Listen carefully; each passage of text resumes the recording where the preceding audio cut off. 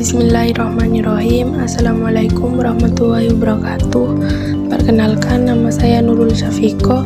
Saya dari kelas 12 MIPA 4. Di sini saya akan menjelaskan tentang pewarisan sifat hukum Mendel.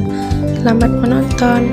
Cakupan materi yang akan kita bahas untuk materi pewarisan sifat, yang pertama saya akan menjelaskan tentang istilah dalam persilangan, 2. Hukum pewarisan sifat, 3. Persilangan monohibrid, 4. Persilangan dihibrid, 5. Tipe-tipe persilangan, 6. Menghitung macam gamet, dan terakhir menghitung genotip dan fenotip. Dalam eksperimennya, Mendel menggunakan kacang ercis berwarna ungu dan juga berwarna putih. Nah, lalu apa sih alasan Mendel menggunakan kacang ercis di dalam eksperimennya? Yang pertama, karena kacang ercis memiliki banyak varietas dengan pasangan sifat yang kontras. Kacang ercis dapat melakukan penyerbukan sendiri. Kacang ercis mudah dilakukan kawin silang, cepat menghasilkan biji, dan menghasilkan banyak keturunan. Kita masuk ke materi yang pertama, yaitu membahas mengenai istilah-istilah dalam persilangan. Jadi, karena hukum Mendel ini, kita akan membahas mengenai persilangan, yaitu monohibrid dan dihibrid. Nah, sebelum itu, kita harus tahu dulu biar kalian nanti gak bingung dalam persilangan. Kalian harus tahu istilah-istilah yang digunakan dalam persilangan. Yang pertama disebut parental. Simbolnya P besar. Parental itu induk atau orang tua. Karena kita akan menyilangkan atau mengawinkan tanaman atau hewan, jadi dalam persilangan itu nanti ada yang disebut parental, yaitu induk yang disilangkan.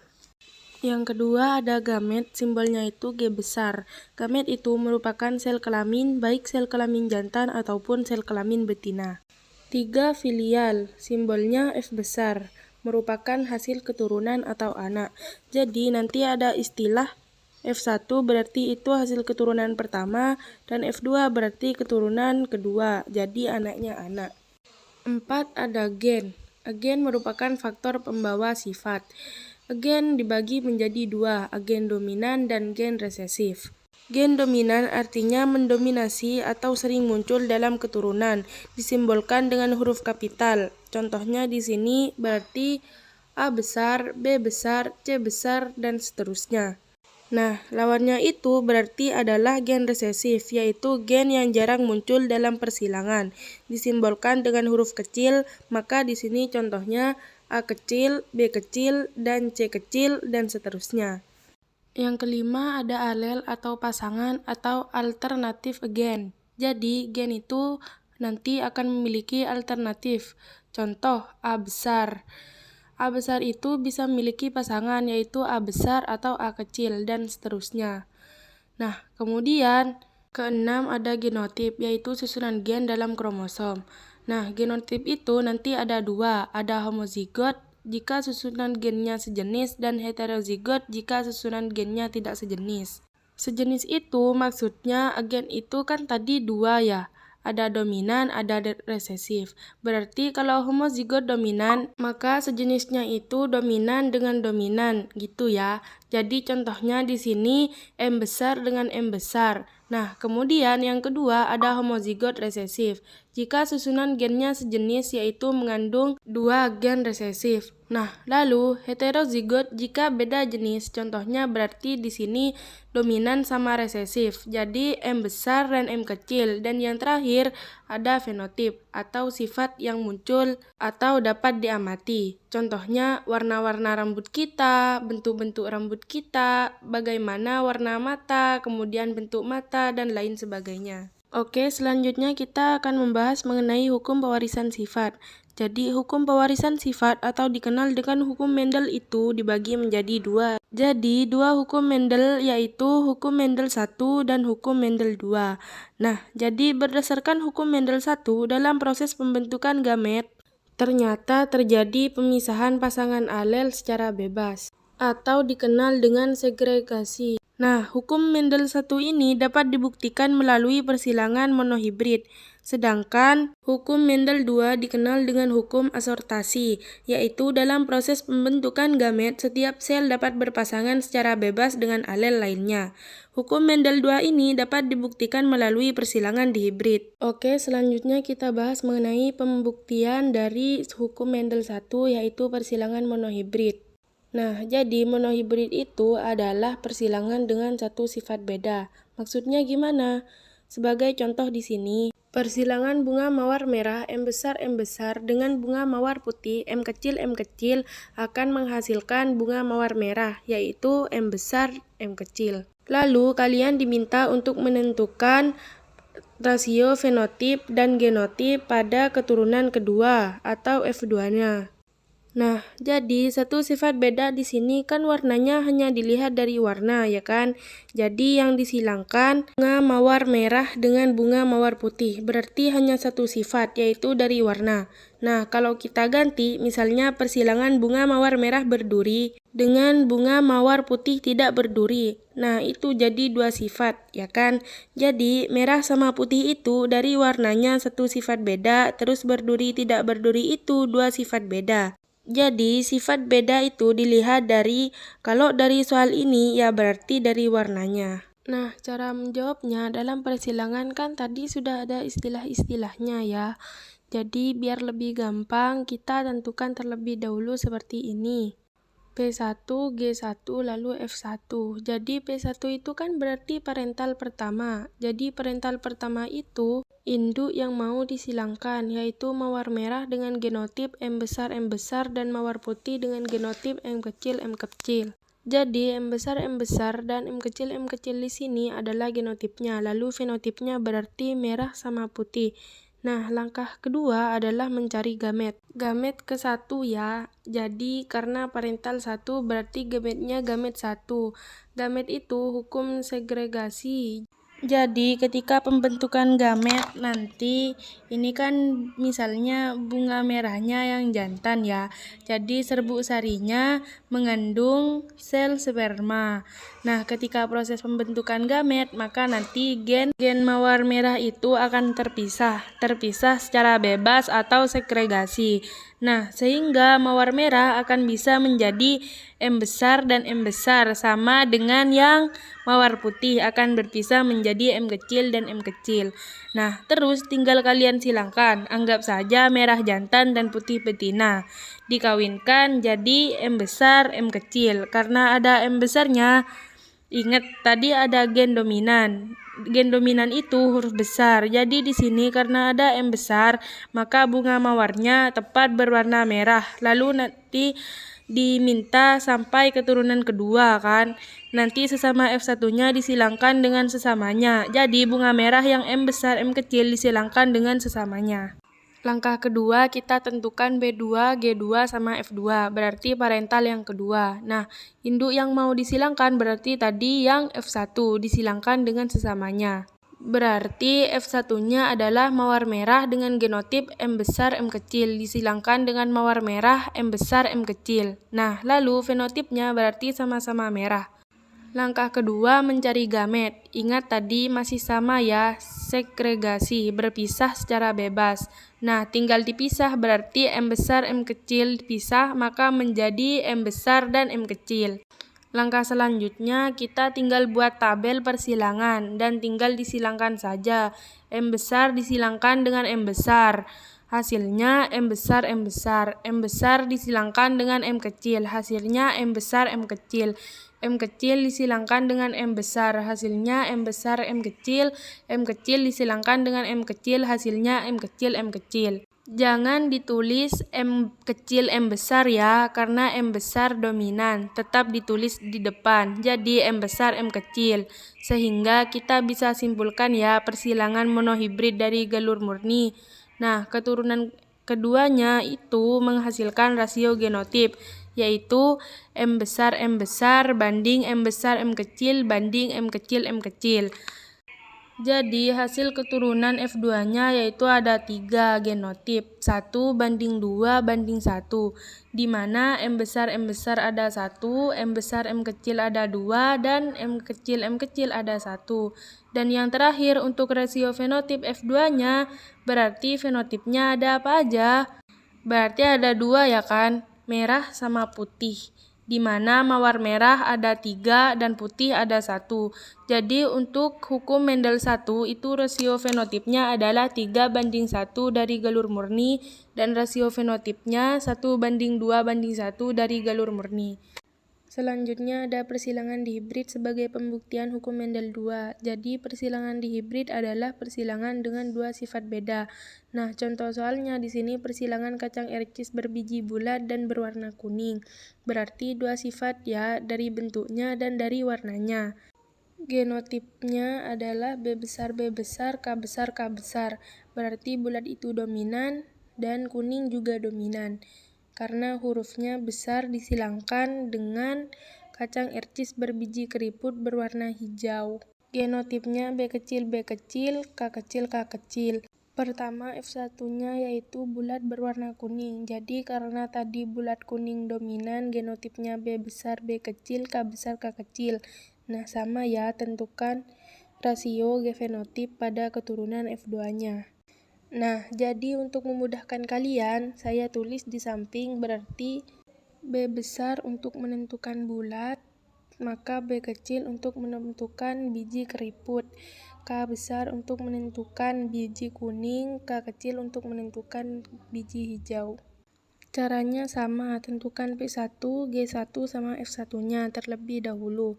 P1 maka induk yang mau dikawinkan. Berarti ercis biji bulat kuning dengan ercis keriput warna hijau. Genotipnya B besar dengan B kecil. Fenotipnya adalah bulat kuning dan keriput hijau. Langkah selanjutnya mencari gamet 1. Ingat, kalau misalnya persilangan dihibrid maka menerapkan hukum Mendel 2 ya, di mana dikatakan bahwa dalam hukum Mendel 2 setiap gen itu nanti bebas berpasangan dengan yang bukan alelnya.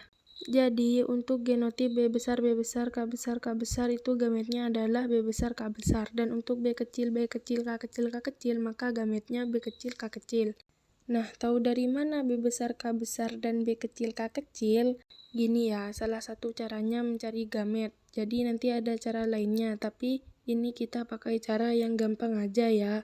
Jadi contohnya setiap gen itu bebas berpasangan dengan yang bukan alelnya, berarti bisa dengan gen lain. Contoh B besar bisa berpasangan dengan K besar, sehingga kalau kita silangkan hasilnya B besar dan K besar. Tinggal disilangkan, maka hasilnya adalah ercis dengan genotip B besar, K besar. Nah, ingat tadi B besar untuk biji bulat, karena B besar dominan, berarti bijinya tetap bulat. Lalu K besar untuk warna kuning, berarti bijinya bulat dan berwarna kuning. Genotipnya B besar, K kecil. Karena diminta sampai keturunan kedua, maka F1 disilangkan dengan sesamanya.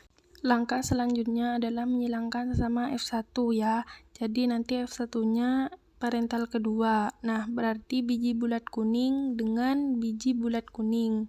Dengan genotip B besar, K kecil saling disilangkan.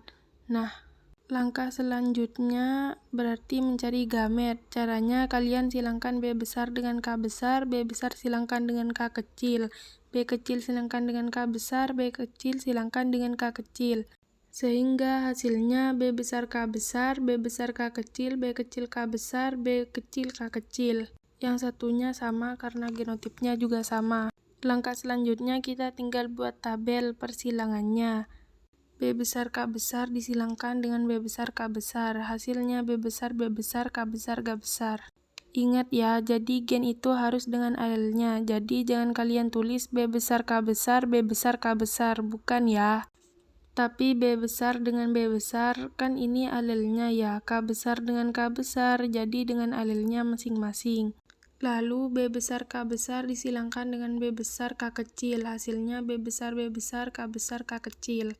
Ingat ya, yang dominan ditulis di depan. Contoh, B kecil K besar dengan B besar K besar, bukan jadi B kecil B besar ya, tapi tetap B besar B kecil K besar K besar. Dan seterusnya, tinggal kalian silangin sampai nanti yang ujung-ujungnya B kecil K kecil silangin dengan B kecil K kecil, hasilnya adalah B kecil B kecil K kecil K kecil. Selanjutnya kita tinggal menentukan fenotip untuk F2-nya ya. Tadi kan cuman baru genotipnya aja. Kan B besar K besar K besar itu adalah genotipnya. Nah, sekarang kita tentuin fenotipnya ya. Biar gampang saya tulis lagi nih ya. Jadi B besar untuk bulat, B kecil untuk keriput, K besar untuk kuning, dan K kecil untuk hijau. Maka B besar K besar ini fenotipnya adalah bulat dan kuning. Jadi ini semua yang saya tabelin warna biru adalah fenotip bulat kuning. Biarpun B besar B kecil ini tetap bulat ya, karena B besar dominan, K kecil juga kalah dengan K besar, jadi tetap kuning. Lalu di sini ada B besar K kecil, B besar untuk bulat, maka K kecil ini warna hijau. Maka yang tabel warna oranye ini adalah bulat hijau. Lalu ini ada B kecil K besar. Ingat, B kecil berarti keriput, K besar warna kuning, berarti yang warna kuning ini adalah keriput kuning. Dan yang terakhir ada tabel berwarna abu-abu B kecil K kecil, maka keriput hijau, sehingga rasio fenotip F2-nya untuk persilangan B besar B kecil K besar K kecil dengan sesamanya itu menghasilkan fenotip. Ada 4 ya, bulat kuning dengan jumlah 9, bulat hijau dengan jumlah 3, keriput kuning jumlah 3, dan keriput hijau berjumlah 1. Jadi nanti perbandingan atau rasio fenotip F2-nya itu 9:3 banding 3 banding 1. Nah, sedangkan untuk rasio genotipnya B besar K besar cuma ada 1. Genotip kedua B besar K besar K kecil ada 2, B besar K kecil ada 1, B besar B kecil K besar ada 2, B besar B kecil K besar K kecil ada 4, B besar B kecil K kecil ada 2, B kecil K besar ada 1, B kecil K besar K kecil ada 2, dan yang terakhir B kecil K kecil ada 1. Sehingga rasio genotip untuk keturunan kedua adalah 1:2 banding 1 banding 2 banding 4 banding 2 banding 1 banding 2 banding 1. Selanjutnya ada tipe-tipe persilangan.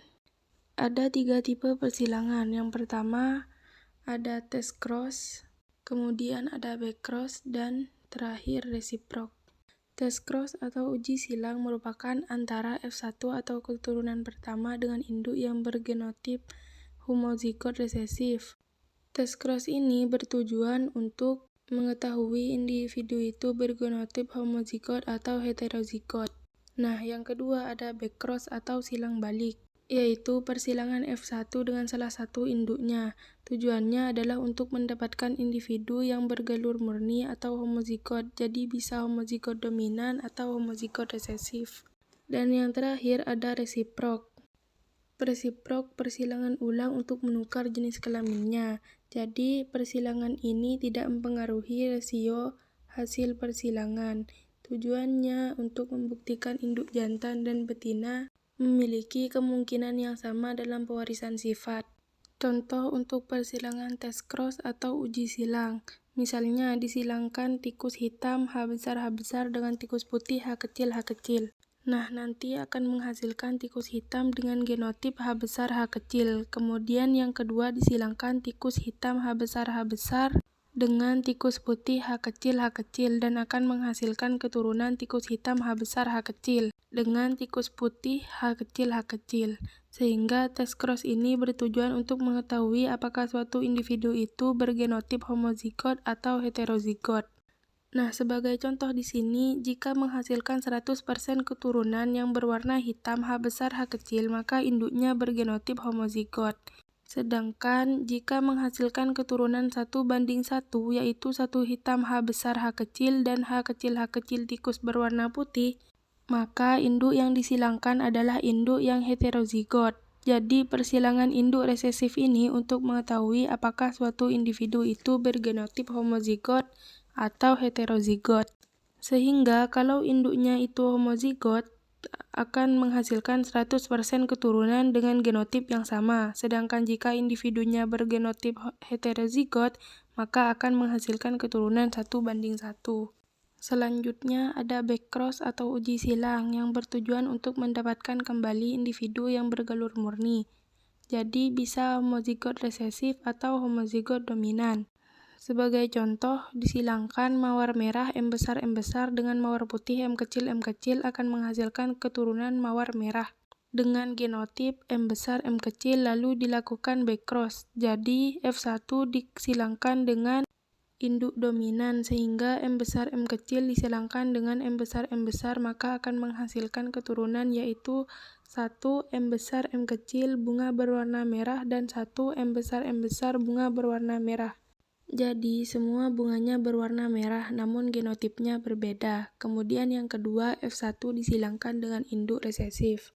Sehingga M besar M kecil disilangkan dengan M kecil dan akan menghasilkan keturunan dengan genotip M besar M kecil, mawar merah dan M kecil mawar putih. Sehingga dari persilangan ini didapatkan kembali induk yang bergalur murni, yaitu mawar merah dengan genotip M besar atau homozigot dominan dan mawar putih dengan genotip M kecil atau homozigot resesif. Jadi, kalau backcross itu untuk mendapat induk yang bergalur murni yaitu homozigot dominan atau homozigot resesif. Dan yang terakhir ada resiprok atau persilangan dengan menukar jenis kelamin. Sebagai contoh di sini, persilangan tikus jantan berwarna hitam dengan genotip H besar dengan tikus betina berwarna putih H kecil.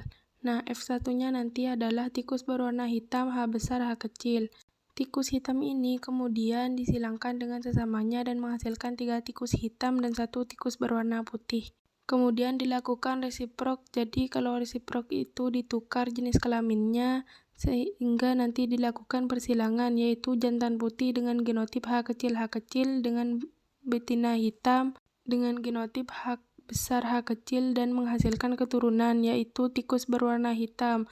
Jadi bisa dilihat untuk persilangan resiprok ini tidak akan mempengaruhi hasil persilangan. Karena ketika F1-nya disilangkan lagi dengan sesamanya akan menghasilkan keturunan yaitu 3 tikus berwarna hitam dan 1 tikus berwarna putih. Jadi persilangan resiprok ini hanya untuk mengetahui bahwa setiap jenis kelamin itu memiliki kemungkinan yang sama dalam persilangan. Jadi untuk perbandingan atau rasio keturunannya itu tidak ada perbedaannya. Selanjutnya kita akan membahas mengenai cara menghitung macam gamet. Jadi macam gamet itu ada rumusnya ya. Untuk menghitungnya yaitu 2/n, di mana n itu adalah jumlah pasangan alel yang heterozigot. Jadi gen yang heterozigotnya ada berapa gitu ya. Sebagai contoh, di sini terdapat genotip A besar A kecil, B besar B kecil, C besar D besar, D besar. Nah, misalnya kalian tentukan berapa macam gametnya. Caranya mencari macam gamet itu bisa menggunakan diagram anak garpu. Caranya gen yang bersifat heterozigot itu harus dipisah. Contoh, A besar A kecil dipisah terlebih dahulu. B besar B kecil kan juga heterozigot, lalu dipisah juga ya, dan disilangkan dengan gen yang pertama. Jadi B besar B kecil disilangkan dengan A besar dan disilangkan dengan A kecil. Untuk gen yang homozigot tidak usah dipisah, jadi langsung aja disilangkan. Maka macam gamet yang terbentuk dari genotip A besar A kecil, B besar B kecil, C besar D besar adalah 4 macam gamet. Berarti sesuai dengan rumus ya. Dimana kalau menggunakan rumus maka jumlah heterozigotnya ada 2, A besar A kecil dengan B besar B kecil. Maka 2/2 yaitu sama dengan 4. Jadi sesuai dengan rumus untuk mencari macam gamet. Ini gennya tidak boleh ada yang terpaut ya, jadi gen ini harus bebas. Selanjutnya kita akan membahas cara menghitung genotip dan fenotip. Untuk mengetahui genotip dan fenotip bisa menggunakan tabel persilangan atau bisa menggunakan cara diagram anak garpu atau breaker. Jadi yang tabel udah dibahas di persilangan monohibrid dan dihibrid. Nah, di sini saya akan menjelaskan cara menghitung genotip dan fenotip keturunan dengan diagram anak garpu sebagai contoh. Disilangkan kacang ercis bulat kuning dengan bulat kuning, kemudian dicari gametnya. Gametnya berarti B besar K besar, B besar K kecil, B kecil K besar, dan B kecil dan K kecil. Kemudian harusnya tinggal dibuat tabel persilangan, tapi kalau dengan diagram anak garpu maka caranya berbeda. Jadi caranya dengan menyilangkan satu persatu gennya. Jadi di hibrid itu kan sebenarnya monohibrid juga, tapi ada dua gitu kan. Jadi B besar B kecil gen pertama dan K besar K kecil gen kedua. Untuk caranya yang pertama, genotip B besar B kecil disilangkan dengan B besar B kecil, maka akan menghasilkan 1 B besar B besar, 2 B besar B kecil, 1 B kecil B kecil. Jadi ini hukum Mendel 1. Kemudian K besar K kecil juga disilangkan dengan K besar K kecil. Maka akan menghasilkan 1 K besar K besar, 2 K besar K kecil, 1 K kecil K kecil. Selanjutnya hasil persilangan tadi, persilangan pertama 1 B besar B besar, 2 B besar B kecil, 1 B kecil B kecil. Nah, silangkan dengan hasil persilangan yang kedua. K besar K kecil dengan K besar K kecil. Jadi 1 B besar B besar disilangkan dengan 1 K besar K besar, 2 K besar K kecil, 1 K kecil K kecil. Begitu juga dengan 2 B besar B kecil, disilangkan dengan 1 K besar K besar, 2 K besar K kecil, 1 K kecil K kecil. Nah, yang 1 B kecil juga sama disilangkan dengan 1 K besar K besar, 2 K besar K kecil, dan 1 K kecil K kecil. Sehingga nanti akan menghasilkan 1 kali 1 sama dengan 1, B besar K besar K besar. Lalu 1 kali 2 sama dengan 2, B besar K besar K kecil.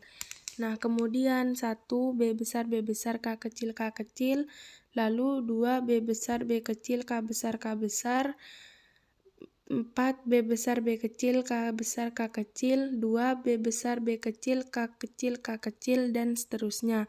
Tinggal dikalikan saja, lalu kalian tinggal menentukan fenotipnya.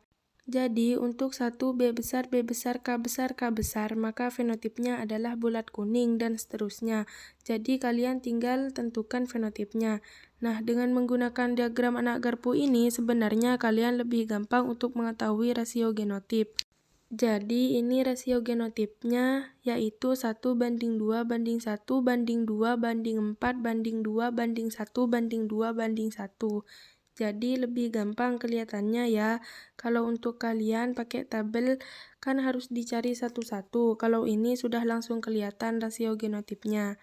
Nah, tinggal kita cari rasio fenotipnya. Berarti fenotipnya ada 4, ya kan? Ada bulat kuning, bulat hijau, keriput kuning, dan keriput hijau dengan perbandingan 9 banding 3 banding 3 banding 1.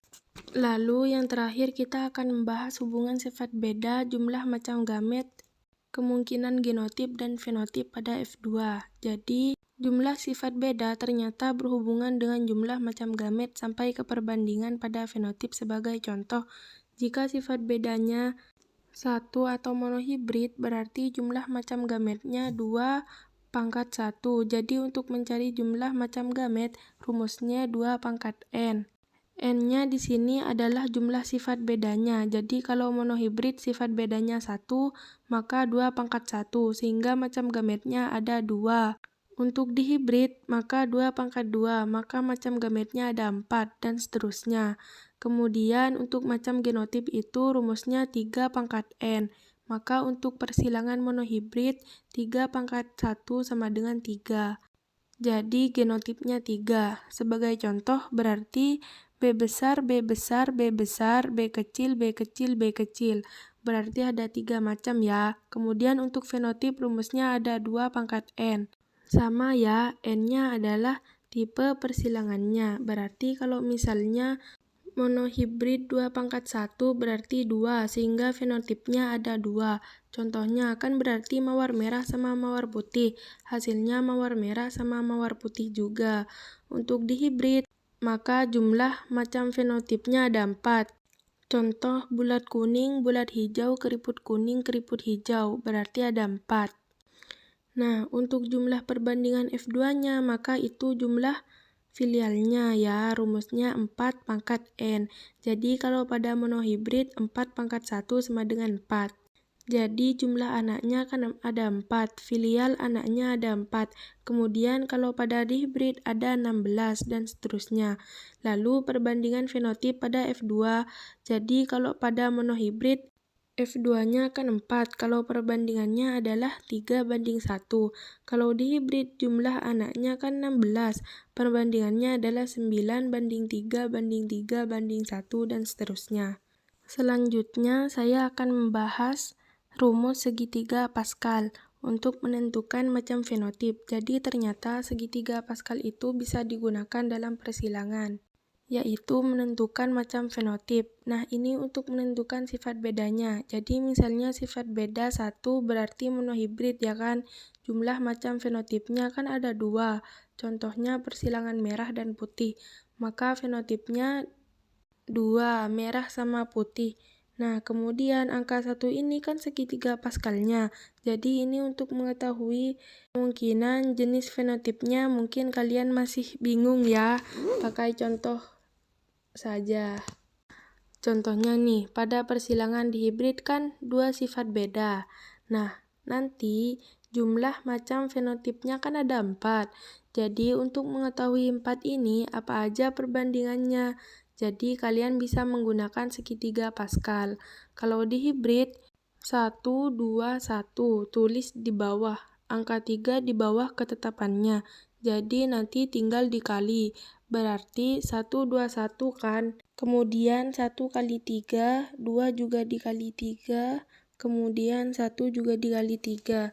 Jadi angka 3 di bawah memang angka ketetapan. Lalu 210 ini apa?